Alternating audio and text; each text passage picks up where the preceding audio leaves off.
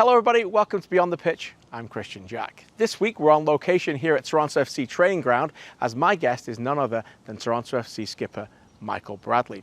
In an unprecedented exclusive interview, Michael sits down with me for over 30 minutes to talk about winning major finals, playing in major finals, all ahead, of course, of this week's game at Forge for the Canadian Championship Trophy on Saturday night. Now, if you're watching this interview after that, there's still tons and tons of gold things in this interview. Michael gets into the growth of soccer in a country that he's begun to love, obviously Canada, a country where a child of his was born. He talks about Canadian national team, whether the book is closed on the US team heading into Qatar 2022. He also talks about the birth of the Canadian Premier League, what he's seen since he's been here, and how important it is for the football culture of this country to have it. There's a lot of diamonds in here in terms of the mentality, what he's bringing, working now under his dad, and turning Toronto FC into a winner once again. Enough of me. Sit back now and enjoy over 30 minutes with the winner himself, Michael Bradley. Michael, great to see you again. Obviously, let's talk a lot about your career and the plans to get here, but I want to start with this weekend. Obviously, it's another final for you. You're playing Forge. It is 2020's final, but at the end of the day, it's a trophy to lift, and you got used to lifting those around this place. How excited are you for it? Yeah, we're really excited. It's a trophy that carries a lot of weight. It means a lot to the club. It means a lot to our fans, and I think with the emergence of the CPL over the last few years, it takes on an even added importance. You know, we've all seen now the growth of the game across the country, in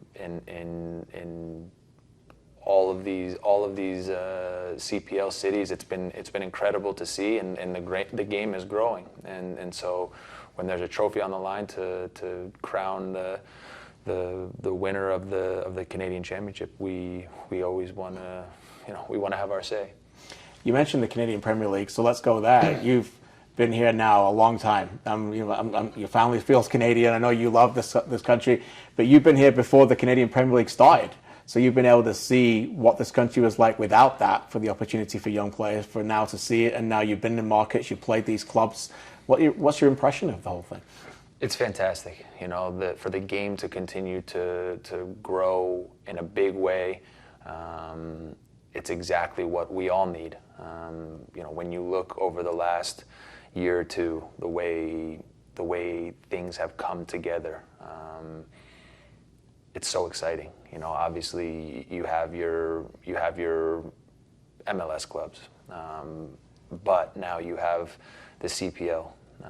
You have the Canadian men's national team and the incredible journey that they've been on to qualify for a World Cup. The Canadian women winning Olympic gold. It's such an exciting time for everyone involved in the game in this country, and so to be a part of it, to see it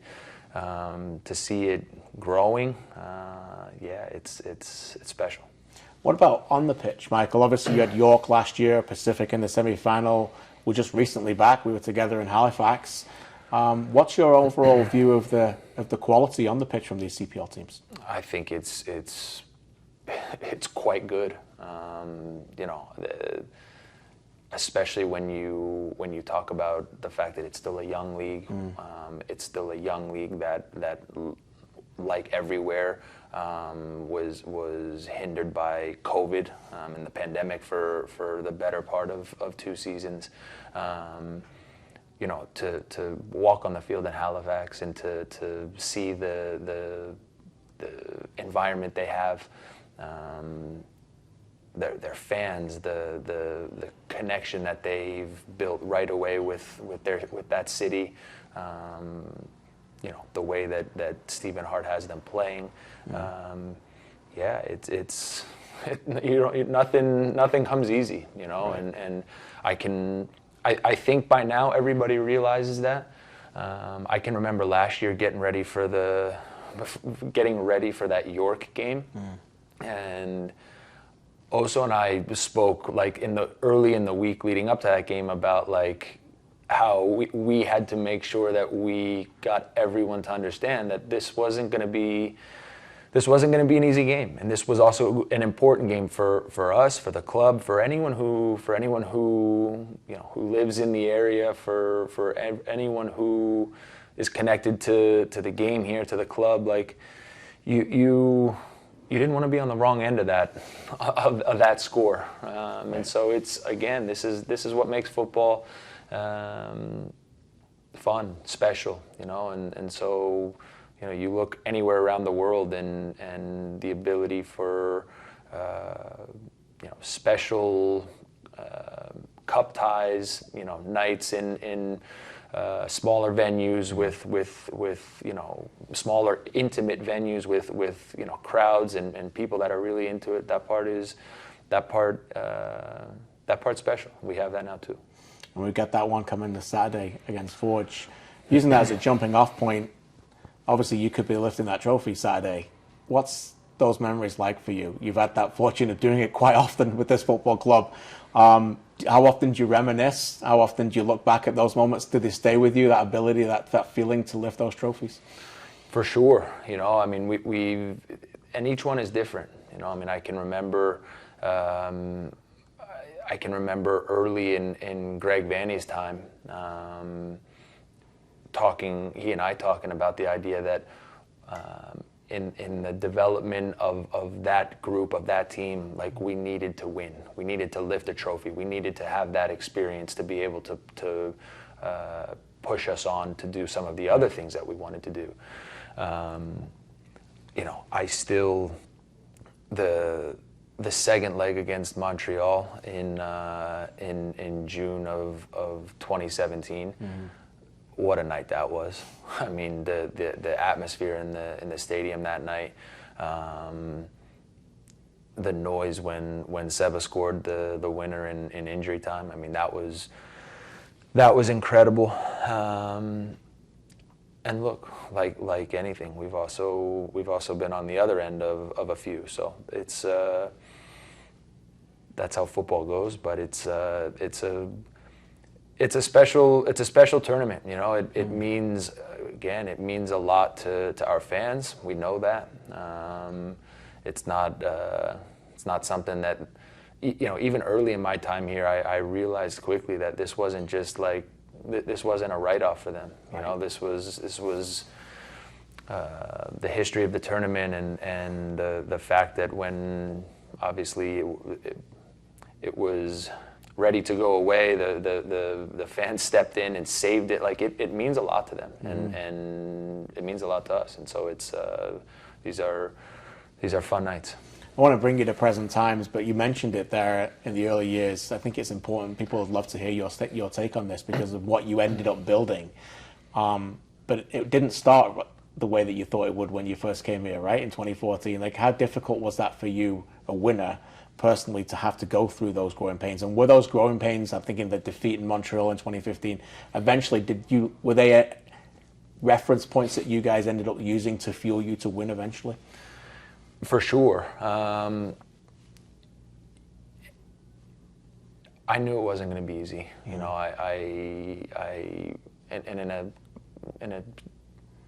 And in some way that's why I came here. That part of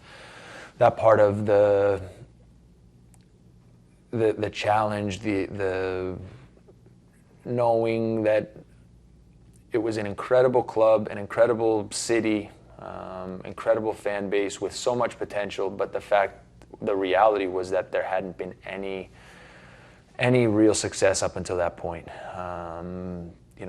There had been so many different players, so many different coaches, so many different executives, and it had just been a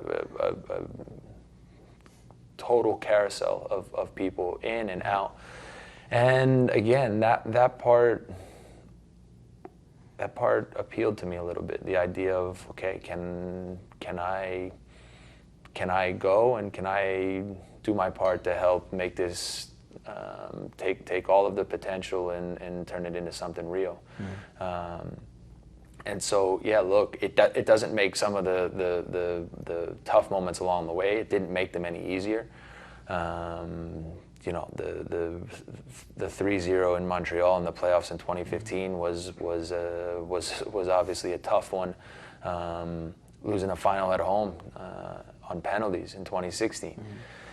And you know, there's moments along the way where you're thinking to yourself, man, are we, you know, can we get over the hump? You know, can we get, you know, can we really get back to another final? Can we really give ourselves another chance?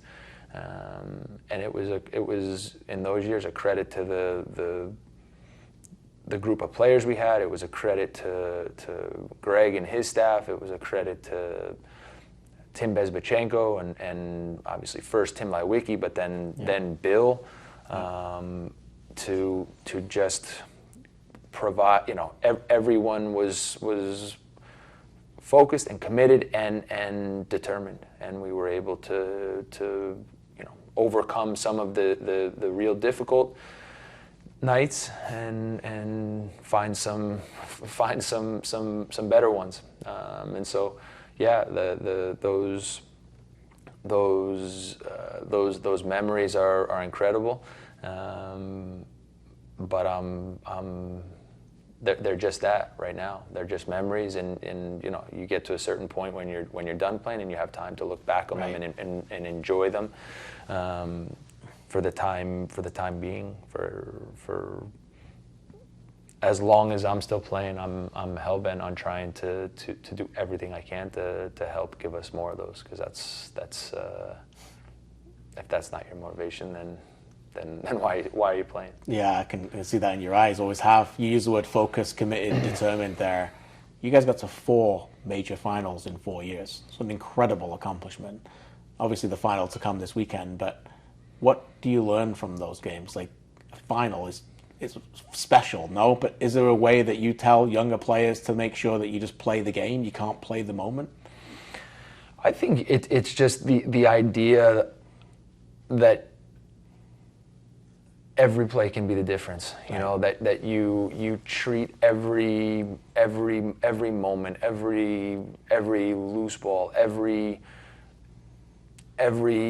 reaction backwards, like any single play can be the difference, you know, and it doesn't matter whether it's in the first minute or the last minute. The finals are typically tight games, and there's not a lot between the two teams, and you know, there aren't always chances everywhere. And so just understanding the idea that you compete every moment, you play every moment, and you don't think about, well, it's still early, or it's, you know, it's just that part has to go out of your head. You compete every moment, and you enjoy that, because, as you said, to play in a final is special. There's the excitement, the tension, the build up. Yeah, that part's amazing, and you never know. You never know if you're getting another one. You mentioned how tight they were. Obviously, you mentioned 2016 penalties, 2017 you get over the line and you win. A dominant performance, by the way. That minute when you got the second goal, when Vasquez scored, I know how intense you can be, Michael, right? I'm allowed to say that, sure. I'm pretty sure. And it's a major strength, right? Did you relax that moment? Were you finally able to say... Yeah, I mean, at that point, probably, you were able to think to yourself, all right, we've done it. You know, yeah. Up until that point, no. I mean, no. That was a crazy game, in the sense that we played really well, and we played really well from the first second, but there was a point, you know, you get to halftime 0-0, second half starts, still 0-0, and we're getting chances, and we're pushing them. They're pushed back, and you know, their keeper Fry's making saves, yeah. And at a certain point you're thinking, like, this can't be happening, you know, right. Like, and so for Josie to then be able to get the goal, like I think my sense is a lot of the people in the stadium that night had been there a year before, right? And so for him to get the goal, I think, like, that was a year's worth of nerves and heartbreak and tension. Yeah. A year's worth of that came out. But even with all that, it's 1-0. Right. And they're still, especially towards the end, throwing balls into the box, and so you don't have a second to even really think about anything. And then when we finally got to 2-0, at that point, take a deep breath and think to yourself, we did it. Yeah, good for you. This group right now is a little different, right? You mentioned Oso before. You guys are two of the players left. I mean, there's a few others, obviously, but how is that now? How is it feeling for you now? Obviously, your dad's here as well. And what's the culture like at the club now? You feel like you're in a good space? Very good. COVID hit us hard. The 2020 and 2021 were difficult years. Difficult years for everybody in every walk of life. But very different, for your club, comparable to the teams you were playing. Yeah, different for the Canadian clubs, for sure. And so it took a lot out of a lot of people at the club, in so many different ways. And finally this year now, with some of the changes that we've been able to make, there's a sense of a real sense, like, all right, now we're back to work. It's not been easy, it's not been perfect, but there is real work every single day. And I think my dad and his staff have come in right away and laid the groundwork for what the environment is going to be, how we train, how we talk to each other, how we look at things closely after games in terms of video, in terms of analysis. As we're trying to get the football better, can we compete harder? Can we play with more intensity? Can we also just find ways to win in moments where things are hanging in the balance? And so for me, it's been so much fun. Obviously, sure, the relationship that my dad and I have is a special one. But now for him to be coaching me, pushing me, with an eye for the little details that even as I get older, as I'm towards the end of my career, details that can still get better, things that I can still work on and improve. That part's fun, It's why I play. I still wanna. I love to train every day. I love to work. I want to continue to get better and better. And he does that for every single guy. And so, I think our young guys now are responding to just the environment and everything in a really good way. They're seeing every single week that if they push themselves, if their mentality is right, if they train the right way, if when their opportunity comes, they play and play well and go for it. Like there are opportunities there for them, and so there's a good feeling when you walk into this training ground every day. And like I said, it's not been where we want it, not even close. But in some ways, how could it be? This is the beginning of a new team, of a new group. Obviously, Lorenzo and Senia will join us here in a few weeks, and so there's real excitement every day. You mentioned your dad. He's your coach. He's also your mentor, right? Now you mentioned it, so I'll bring it up. I wasn't going to, but you're getting towards the end of your career. Is that, and I'm sure you're going to stay in football all your life, is that something you're picking up now, thinking when I'm coaching, I'm going to want to do that, I'm doing that? Has that started yet or no? A little bit, for sure. but in some way, like that's nothing new. I mean, that it was like that. It's been like that for years. Right. Right. But I still love to play, and I still feel like I have more to give on the field, and it's look. Everyone gets to choose their own way, do things however they want. But you know, I've not done any coaching badges yet. Like pure focus on the pitch. That for me, that's the only way. You know, I love to play, and for as long as I do play, I want to give everything I have for that. You know, when I have afternoons free, I want to, you know, be able to, you know, do things that help make me a better player. I want to, you know, be able to, you know, do the things physically that help continue to push me. And if I'm not doing that, I want to spend time with my kids and my family. And so I don't have time for doing the coaching stuff yet. Sure, I love football, and so you know when there's a part to me that when we do something in training or when a field gets set up, I'm looking, you know, how wide is this field? You know, how long? You know, I'm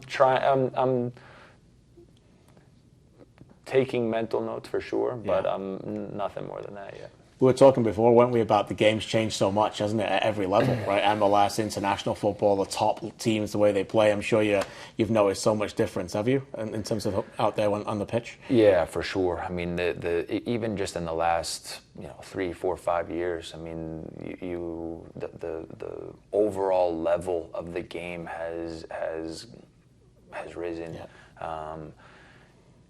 The best teams everywhere, their blend of football, of quality, of tactics, but also physical intensity and their ability to run and sprint and press and run back to put out fires and their ability to do it over and over and over again for 90 minutes. I mean,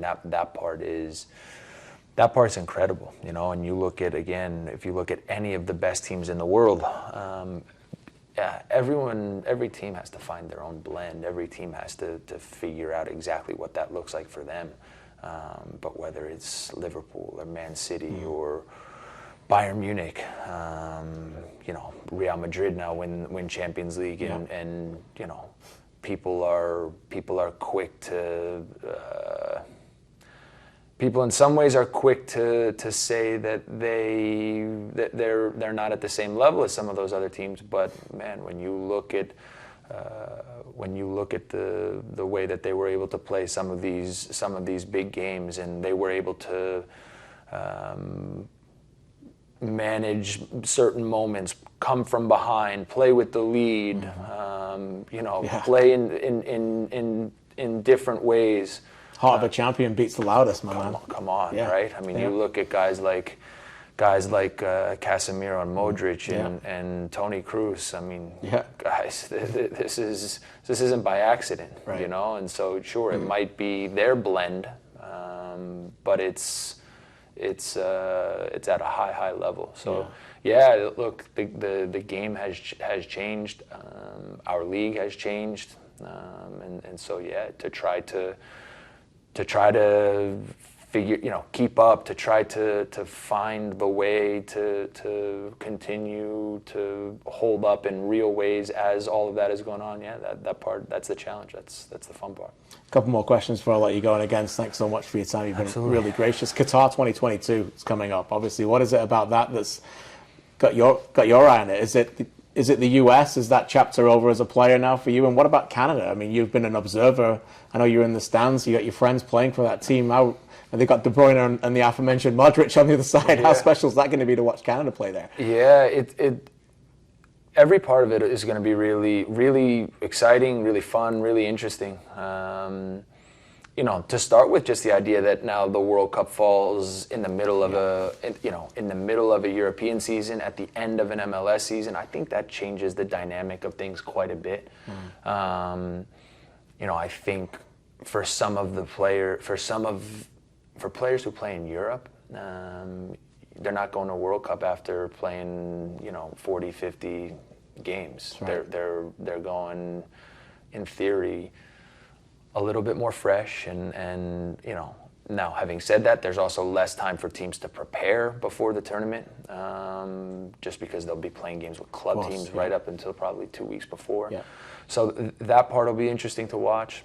Canada, like how can you not be excited by just the road that they've taken, to be able to watch guys like Oso and Richie and Mark Anthony and the list goes on and on. Of course. But guys who I've watched grow and mature as players, to see them have the opportunity to go to a World Cup, that's gonna be fun. I got an email. I got an email the other day from like CanadaSoccer.com that jerseys were finally available. Yeah. So ordered a Sorio and Larrea. You couldn't get a free jersey? No, we couldn't. Every time we went to the stadium, the kid sizes were nowhere to be found. I know. Yeah. So we had a Sorio and Larrea jerseys. So Michael Bradley went online and had to pay for his own Canada Soccer jerseys. I've played my part. I've played my part. I'm sure Luca was happy. Yeah, both my kids. Yeah. Really excited and proud. Yeah. I mean, they're both American, but my daughter is Canadian. Of course. My son is not, but feels Canadian. Feels Canadian for sure, and so they'll be excited to watch. And look, the U.S. will be really fun to watch as well. I mean, what a group of players. They've also grown in a good way over the last few years. They have guys playing at high levels, big clubs, week in and week out. It'll be interesting to see. Both teams have guys with some interesting decisions to make this summer in terms of now where are they going to play for the last 4 or 5 months before World Cup. Whether it's Kyle Larin, whether it's Jonathan David, whether it's Steven Eustachio, with the U.S. Brendan Aronson now just goes to Leeds. Yeah. What's Tyler Adams doing? Yeah. Christian Pulisic situation at Chelsea. Big decisions, right? To find the minutes they need. It is, because again, normally before a World Cup, you'd always have that January window to find a place to go and get games leading into a World Cup. Similar to what you did yourself. Sure. Yeah. And these guys now, like, this is that window. So the fact that now it falls in the summer, and it'll be interesting. So a lot to pay attention for. It's going to be great, man. Like, I don't know if you're going to be there. I mean, I don't know if the US will call you up or if that's done. Or I wouldn't think so. I wouldn't think so. I think the team has grown and just that team has developed in their own ways, and they have good players, and they have a young group that they've tested, and they've now, in some difficult moments, whether it was Nations League or whether it was some of the tricky moments in qualifying, like they're battle hardened now. They found ways to come through some of the tough moments, and they deserve all the credit in the world for that. They're better for that, and so the guys who have been there for that, the guys who have played real roles in that, now they're going to take it hopefully to the next level. It's been a while since Greg and I have talked, and if for some reason something happened, he knows he and I can.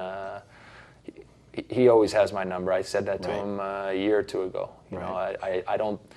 retiring from the national team, I don't think that that's something that you need to do, right? But clearly, they have their group. It's a damn good group. I'll be rooting for them and really pulling for them to take it as far as they can. For the likes of Musa and McKennie and Adams, they're enjoying the path that you helped pave, man. Like, no, there's no doubt about that, right? Like, so it's a good midfield now. It's how it goes. It's how it should go, right? Like you have your chance. You give everything you have with that chance, and at some point there better be good young players who are pushing their way through. And if there's not, then that's a bigger problem. So yeah, so true. Listen, I could talk football with you for hours. I don't know you might not be in Qatar. I don't know if I'm going to be in Qatar, but me and you should have a show at some point during the World Cup. We'll make it happen. We'll make that happen, because I could talk to you for hours about football. I know our fans and they love this, and you're a special part of what's happening in this country with this sport, and people understand that. They give the love to you. Obviously, the standards that you set at TFC continue. I'm just delighted that you and your dad continue to build this culture going forward. It's a massive part of that, and again, can't thank you enough for being so gracious with your time, Michael. No, thanks for having me. Appreciate it. All right, Kristian.